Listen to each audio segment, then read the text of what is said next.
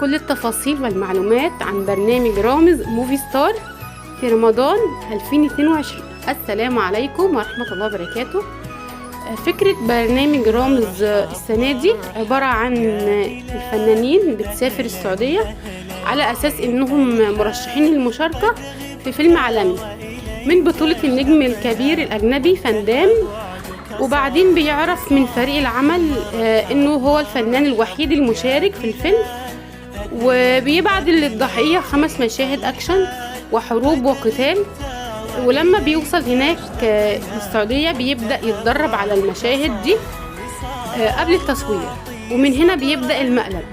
في أول مشهد بيكون في طيارة فوق الضحية بيبدأ ضرب النار عليهم، ومشهد تاني موتوسيكلات بتجري، والتالت بيكون راكب عربية، والمشهد الرابع بيحصل في نار، والمشهد الخامس ان الضحية بيطلع فوق جسر عالي وبيقع من على الجسر ده في بحيرة، وبيظهر له تماسيح كتير، وبيكون الشكل مرعب جدا. وفي الاخر بيظهر رامز للضحية، واللي بيكون طول الوقت قريب من الضحية، وبيكون متخفي في دور ممثل مساعد. بعدها بيقلع الماسك اللي هو لابسه وبيكشف عن المقلب.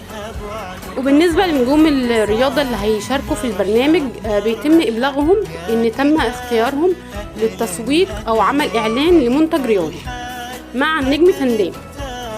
برنامج رامز موفي ستار هيتعرض على قناة MBC، وهيشاركوا في البرنامج طبعا في حلقات البرنامج النجم فان دام، ومكان التصوير في السعودية في صحراء.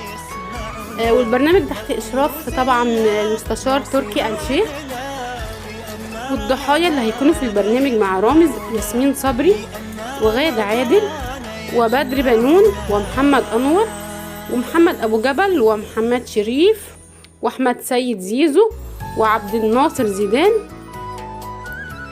وموسيماني وفيفي عبده وميان السيد ومريهان حسين وشيرين عبد الوهاب وعمرو يوسف ودرة وعمرو السولية وهنا الزاهد وصبرين وطارق عماد وزيزو وحياة الفهد وطارق العالي. ومتوقع هيكون من الضحايا برضو السنة دي النجم محمد هنيدي. مواعيد عرض برنامج رامز موفي ستار هيتعرض طبعا على قناة MBC. العرض الأول هيكون الساعة 6 مساء، والإعادة هتكون 1 صباحا.